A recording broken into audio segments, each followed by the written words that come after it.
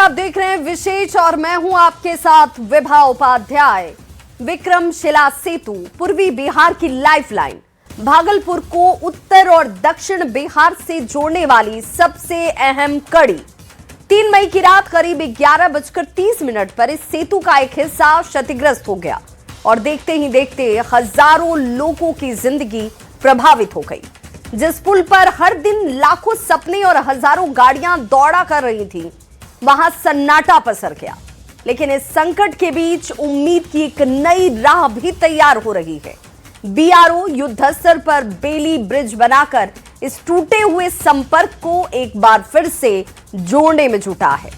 तो नदी को पार करने के लिए सरकार ने वैकल्पिक व्यवस्था भी तैयार की। देखिए भागलपुर से हमारी ये विशेष ग्राउंड रिपोर्ट।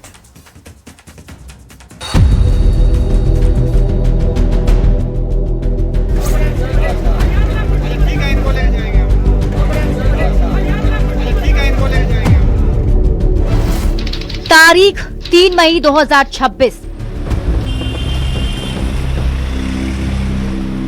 रात के करीब 11:30 बज रहे थे। पूर्वी बिहार की लाइफलाइन भागलपुर के विक्रमशिला सेतु पर सन्नाटा पसरा था और तभी अचानक एक आवाज आई, जिसने पटना में सो रहे मंत्रियों और अधिकारियों की नींद उड़ा दी। ये आवाज थी पुल के पिलर के गिरने की। गंगा नदी में विकास की एक बड़ी संरचना समा गई। विक्रमशिला सेतु का पिलर नंबर 133 अचानक धराशायी हो गया। वही पुल जो भागलपुर को उत्तर और दक्षिण बिहार से जोड़ने वाली सबसे अहम कड़ी माना जाता है। जानकारी के मुताबिक रात 11:33 पर पुल झुकना शुरू हुआ। 11:55 पर काफी हद तक झुका पिलर।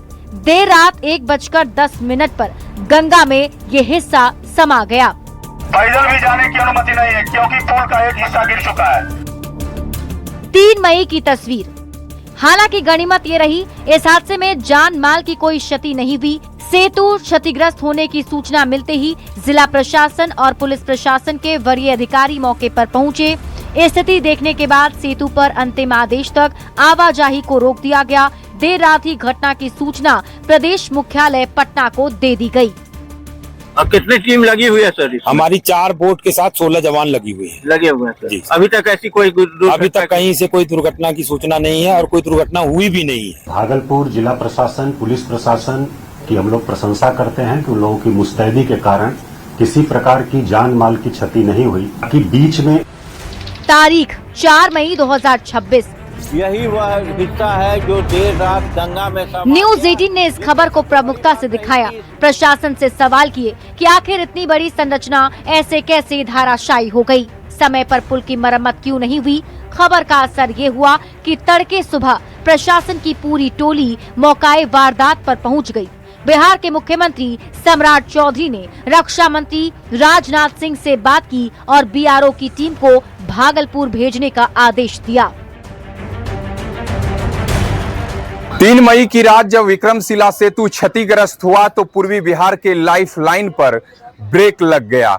क्षतिग्रस्त होने के बाद बिहार के मुखिया सम्राट चौधरी ने हवाई सर्वेक्षण कर जायजा लिया और बीआरओ की टीम को भागलपुर बुलाया गया। विक्रमशिला सेतु में जो स्कैफोल्डिंग है उसको बनाने का काम शुरू हो चुका है और बहुत जल्द आपको वहां पे स्कैफोल्डिंग लगा हुआ मिलेगा। और जो आवागमन है, पैदल यात्री हैं, 2 व्हीलर्स हैं, हम लोग 3 व्हीलर्स को भी हम लोग बहुत जल्द उसमें अलाउ करेंगे। घटना के अगले ही दिन बीआरओ की टीम भागलपुर पहुंच गई। विशेषज्ञ इंजीनियर ने पूरे विक्रमशिला सेतु का निरीक्षण किया और क्षतिग्रस्त हिस्से पर बेली ब्रिज बनाने का फैसला लिया गया। यह अपने आप में बेहद खास और चुनौतीपूर्ण काम था, क्योंकि आमतौर पर बीआरओ बर्फीले इलाकों, दुर्गम पहाड़ियों और सीमावर्ती क्षेत्रों में बेली ब्रिज बनाती है। लेकिन शायद पहली बार किसी ध्वस्त और चालू पुल के टूटे हिस्से को जोड़ने के लिए इतनी तेजी से बेली ब्रिज तैयार किया जा रहा था। फिलहाल बीआरओ की टीम दिन रात मरम्मत के काम में लगी है। भारी मशीनें, लोहे के विशाल गार्डर और इंजीनियर की लगातार निगरानी के बीच युद्ध स्तर पर निर्माण कार्य जारी है। बिहार सरकार के मंत्री से लेकर बीआरओ के एडिशनल डायरेक्टर ने निर्माण कार्य को समय से पहले पूरा करने पर जोर दिया है। रात में भी काम चल रहा है इतनी तेज धूप में, क्योंकि हमारे जो लोग आए हुए हैं पहाड़ी इलाके से आए हुए हैं, तो दिन में बहुत मुश्किल होता है काम करना, फिर भी दिन में काम करें, साथ में रात में पूरी रात भी काम कर रहे हैं लोग। तो हम समझ सकते हैं कि इसकी वजह से लोग कितनी दिक्कतें हो रही है, उसको ध्यान में रख के हम चाहते हैं जल्दी जल्दी इसके ऊपर जो ब्रिज है बने। मेरी सरकार बहुत ही जागरूक है। आदरणीय यशस्वी मुख्यमंत्री सम्राट जी और विभाग के सचिव पंकज पाल जी और हम लोग लगातार 4-5 बैठक कर दिए और आप देख रहे हैं कि टीम पूरी आ गई है, मटेरियल भी आ गया है और मुझे पूरा उम्मीद है जो इन लोगों ने भरोसा दिलाया है कि 10 से 15 दिन में हम लोग चालू कर देंगे। अभी 3.25 मीटर चौड़ा ये होगा, उसके बाद जो है इसको परमानेंट भी हम लोग ट्रस के माध्यम से कास्ट करेंगे ताकि 35 इयर्स इसका जो लाइफ है वो हो सके। भागलपुर का विक्रमशिला सेतु सिर्फ एक पुल नहीं बल्कि करोड़ों लोगों की भावनाओं से जुड़ा एक अहम जरिया है। करीब 2 दशक पहले 23 जुलाई 2001 को विक्रमशिला सेतु बनकर तैयार हुआ। उस समय बिहार में राबड़ी देवी की सरकार थी। करीब 25 साल तक ये पुल लोगों के भरोसे पर कायम रहा, लेकिन लगातार बढ़ता दबाव, भारी वाहनों का परिचालन से पुल कमजोर होता गया। सही से रखरखाव नहीं होने के कारण आखिरकार 3 मई 2026 को ये सेतु क्षतिग्रस्त हो गया। पुल बंद होते ही लोगों की जिंदगी जैसे अचानक 30 साल पीछे चली गई। बरारी गंगा घाट पर 1980 और 90 के दशक जैसा दृश्य दिखने लगा, जहां कभी पुल पर गाड़ियों की रफ्तार दिखती थी, वहां अब नाव की कतार नजर आने लगी। नाव पर लोगों की भीड़ बढ़ने लगी। नाव का काम समेट चुके नाविक फिर से अपने पुराने काम पर लौटने लगे। पहले तो चलता था, कुछ साल बाद पहले चलता था, बहुत दिन 25 साल के बाद फिर से शुरू हुआ है। फिर से हो गया। हाँ। तो कमाई तो बढ़ी होगी। हाँ। कितना कमाई बढ़ा? कितना हो रहा है, जैसे जैसे लाभ चलता है वैसे वैसे बढ़ता है। दिन भर में कितना कमा लेते हैं? वही 10,000 12,000। आधुनिकता के इस दौर में जब 90 का दौर लौटा तो हर किसी को परेशानियों का सामना करना पड़ा। नाव से यात्रा करने में समय और पैसा ज्यादा खर्च होने से लोगों की परेशानी दोगुनी हो गई। कामकाज से लेकर व्यापार पर असर पड़ने लगा। वैकल्पिक व्यवस्था होने के बाद भी हर किसी को 5 किलोमीटर की दूरी 5 घंटे में तय करनी पड़ रही है। लोग, सरकार और प्रशासन से विक्रमशिला सेतु को जल्द से जल्द दुरुस्त करने और पुल पर वाहनों की आवाजाही को शुरू करने की मांग कर रहे हैं। 6:30 बजे हम लोग का अटेंडेंस बनता है, ऑनलाइन अटेंडेंस बनती है। उसके लिए हम लोग को सुबह 3 बजे ही उठना पड़ता है और तैयार होना पड़ता है। यहाँ 5 बजे से पहले आना पड़ता है और 5 बजे नाव पकड़नी पड़ती है, तब जाकर के स्कूल टाइम से पहुँच पाते हैं। कभी कभी होता है कि नाव लेट हो जाती है, नहीं जा पाते, उसकी वजह से लेट हो जाता है, अटेंडेंस नहीं बन पाती है, ये परेशानी है। और आने में 2 से ढाई घंटे लग जाते हैं, आने और जाने में 2 से ढाई घंटा, फिर आने में 2 से ढाई घंटा। दिक्कत तो काफी हुई है, क्योंकि 1-1.5 घंटा टाइम इधर लग जाता है जाने में, पार करने में। पहले जब ठीक था पुल तो पहले बहुत अच्छा था, सीधा बस स्टैंड में बस पकड़ते थे, सीधा बस पे बैठ के वहाँ उतर पहुँच जाते थे। विक्रमशिला सेतु क्षतिग्रस्त होने के बाद सबसे बड़ी चुनौती लोगों की सुरक्षित आवाजाही सुनिश्चित करना था। ऐसे में एसडीआरएफ की टीम लगातार दिन रात गंगा में तैनात है। रोजाना हजारों यात्री नाव के सहारे गंगा पार कर रहे हैं। इस दौरान कई बार बीच नदी में नाव खराब होने की सूचना भी मिली, जिससे यात्रियों की सांसें अटक गई। लेकिन हर बार एसडीआरएफ की टीम ने तेजी से मौके पर पहुंचकर सफल रेस्क्यू ऑपरेशन चलाया और लोगों की जान बचाई।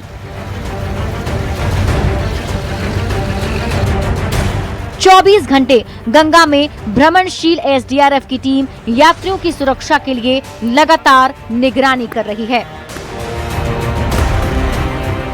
सर ड्यूटी 4 तारीख से सुबह 5 बजे से रात को 8 बजे तक लगातार चल रही है सर। चार बोट चल रहा है, इसमें 16 जवान प्रेजेंट रहते हैं। अगर किसी दिन जवान कम होता है, क्योंकि जवान कोई छुट्टी पर जाता है तो जवान की संख्या कम होती है, तो आपदा मित्र का मदद लेते हैं। 4 आपदा मित्र आपदा प्रबंधन विभाग भागलपुर में एसडीआरएफ को परमानेंट दिया हुआ है बोट के साथ ड्यूटी करने। लोगों की परेशानी को देखते हुए जिला प्रशासन ने नाव सेवा के साथ साथ अब मालवाहक जहाज की भी व्यवस्था शुरू कर दी है। इसके लिए पश्चिम बंगाल से विशेष कार्गो जहाज भागलपुर बुलाया गया है। बाबूपुर गंगा घाट से महादेवपुर गंगा घाट के बीच मालवाहक जहाज की सेवा शुरू की गई है। मालवाहक जहाज के लिए सरकार ने रेट भी फिक्स कर दिया है। यात्री और छोटे वाहन के रेट चार्ट क्या हैं, वो आपको बता देते हैं। 12 साल से छोटे यात्रियों के लिए 25 रुपए का किराया है। 12 साल से ऊपर यात्रियों के लिए 50 रुपए का किराया है। माल मवेशी के लिए 30 रुपए लिया जाता है। वस्तु भार प्रति 100 किलो 30 रुपए। साइकिल लोडेड है तो 50, अनलोडेड है तो 20 रुपए। मोटरसाइकिल 50 रुपए। 3 पहिया टोटो और ऑटो के लिए 150 रुपए लिए जाते हैं। एम्बुलेंस, अस्पताल वाहन निःशुल्क हैं।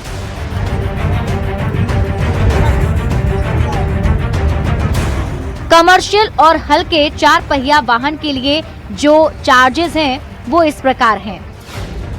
ट्रैक्टर के लिए अगर लोडेड है तो 500 रुपए, अनलोडेड है तो 250 रुपए। पिकअप अगर लोडेड है तो 600 रुपए, अनलोडेड है तो 300 रुपए।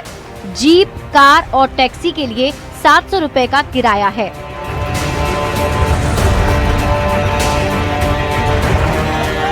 भारी माल वाहक की अब बात कर लेते हैं।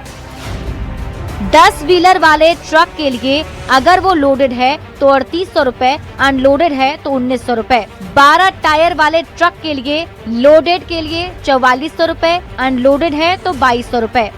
14 टायर वाले ट्रक के लिए 4500 रुपए, अनलोडेड है तो 2250 रुपए। 16 टायर ट्रक के लिए अगर लोडेड है तो 4800 रुपए, अनलोडेड है तो 2400 रुपए। 18 टायर ट्रक के लिए लोडेड है तो 5000 रुपए का किराया है, अनलोडेड है तो 2500 रुपए किराया देना पड़ेगा।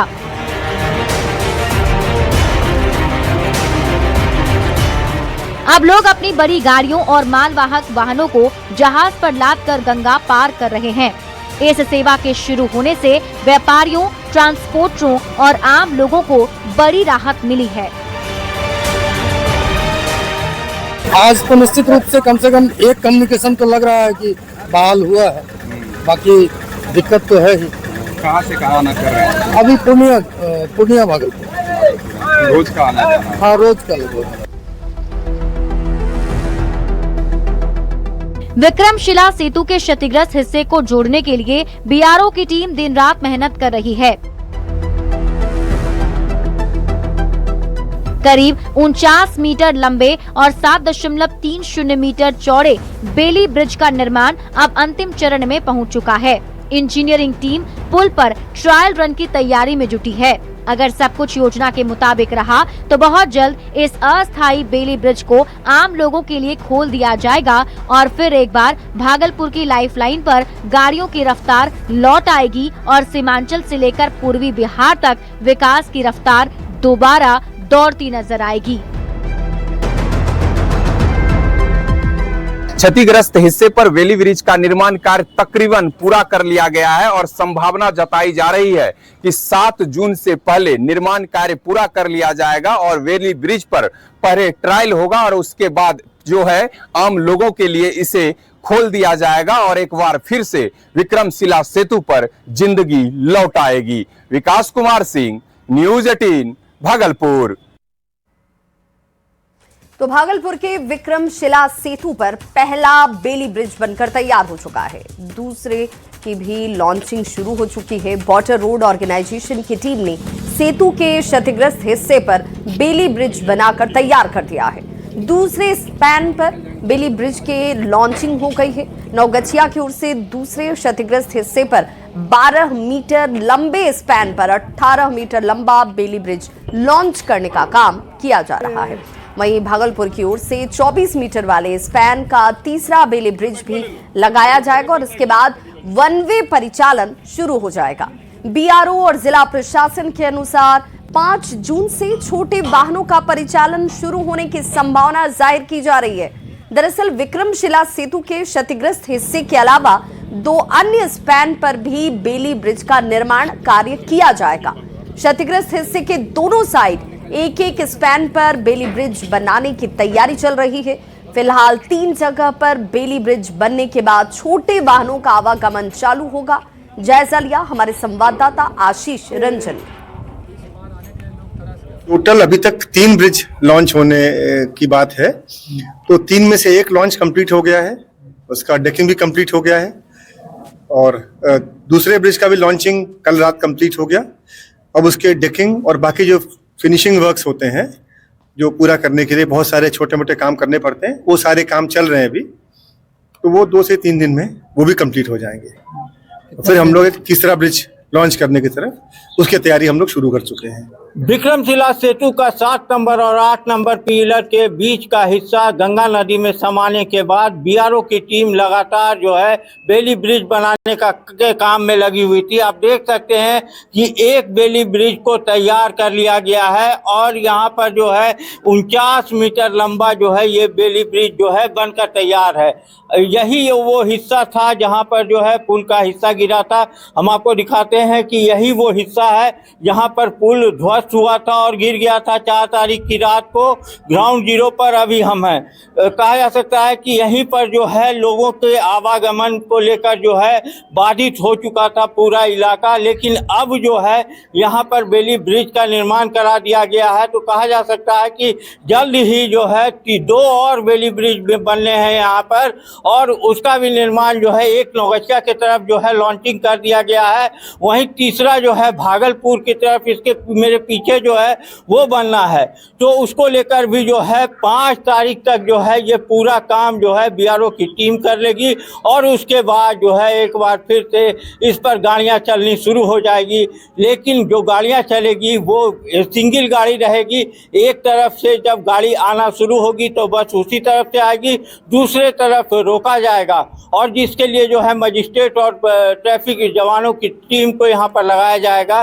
तो कहा जा सकता है कि लोगों को बड़ी राहत आने वाले दिनों में मिलने वाली है और जो लोग नाव से जो सफर तय कर रहे थे उन्हें जो है काफी सहूलियत मिलेगी। आशीष रंजन, न्यूज़ 18 भागलपुर।